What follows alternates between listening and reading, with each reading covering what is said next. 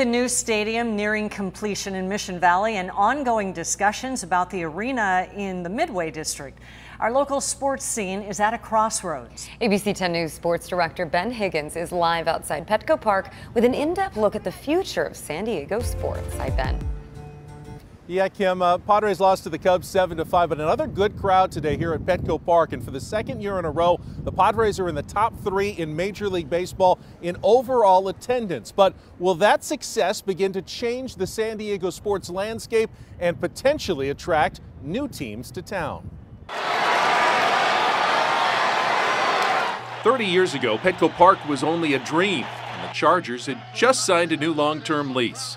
So what does the next 30 years hold in store? To try and get a glimpse of the future, I sat down with some of our top sports executives, including former Padres owner Ron Fowler. It's more difficult to be a franchise in San Diego in terms of ultimate revenue sources.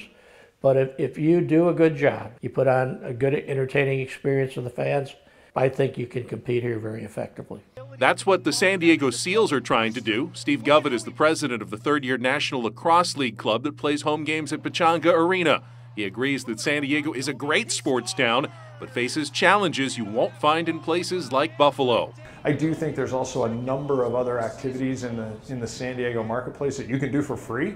Right? You can go to the beach, right? And if you spend a whole day at the beach, chances are you're not going to pack up, go home, get dressed and ready to go and go to a sporting event. You've had your great fun for the day. One of those challenges for the Seals is trying to lure fans to an arena built in 1966 when most televisions were still black and white.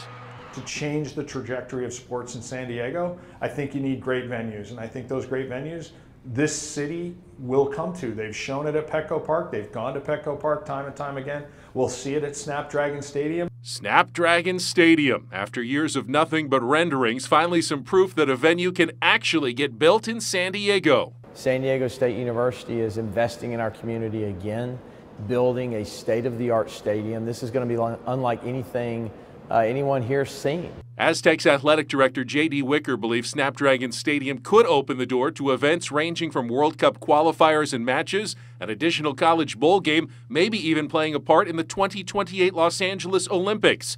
But the biggest benefit will be an energized SDSU football program. Our goal is that we're going to capture the imagination of the San Diego community more than we already have with Aztec football, and take it to that next level. As for indoor events, everyone seems to agree. If and when a new sports arena gets built, San Diego's doors will be open to an expanded pro sports scene. I'm hoping that happens and that we attract some other major league product at that time. If there was major league opportunities in this town, I think the people would support it. So the big question, will San Diego be home to the NFL, NBA, or NHL in the foreseeable future?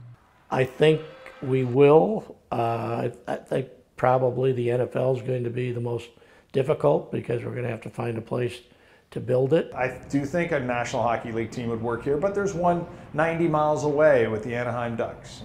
I think an NBA team would kill it here. I also asked J.D. Wicker if he thought an NFL team might ever move to Snapdragon Stadium. He admitted there would be hurdles, but says San Diego State would still discuss expanding the stadium to 55,000 seats for a potential NFL partner, but right now that does remain a long shot. Live from Petco Park, I'm Ben Higgins, ABC 10 News.